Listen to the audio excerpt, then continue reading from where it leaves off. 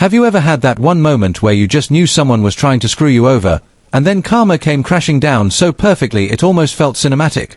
Well, that's exactly what happened when Wendy's tried to gaslight me over a missing order, until their own cameras exposed the truth.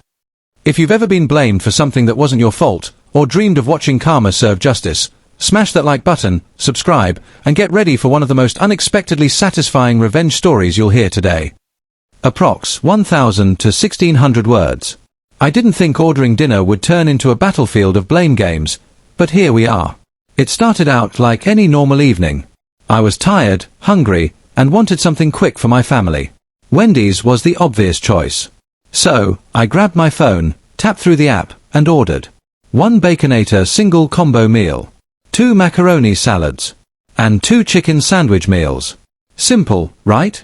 No confusion. No complexity. Just comfort food at the end of a long day. 20 minutes later, the doorbell rang. My kids rushed over like it was Christmas morning. I grabbed the bag, thanked the driver, and set the food on the table. But then, something felt off. The Baconator combo was missing its fries.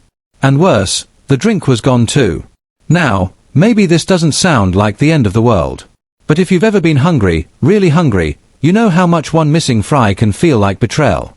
So naturally, I did what anyone would do. I called Wendy's. When I explained what happened, their response: cold, dismissive, condescending.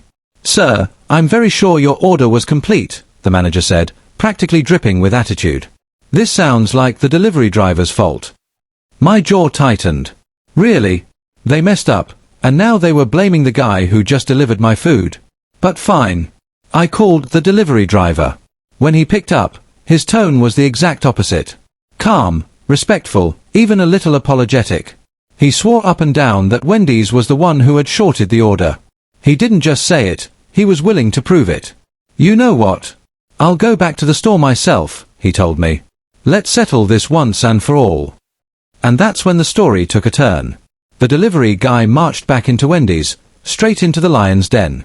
The employees were already defensive, trying to shift the blame. Voices started rising. The tension grew so thick you could practically taste it.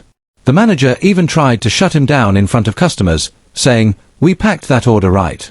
Don't try to pin this on us." But the driver didn't back down. He held his ground like a soldier in battle. "Check your cameras," he said firmly. "Roll back the footage. Let's see who's really lying here." The store went quiet. Now, here's the thing about liars: they hate evidence. Cameras don't lie. And if this manager really believed their own story, they wouldn't hesitate to check. But you could see it in their faces: the hesitation, the doubt, the fear that their lie was about to unravel. Finally, the manager gave in. They pulled the footage. And guess what? There it was. Plain as day. The kitchen staff had handed the delivery driver an incomplete order. The fries and drink never even made it into the bag.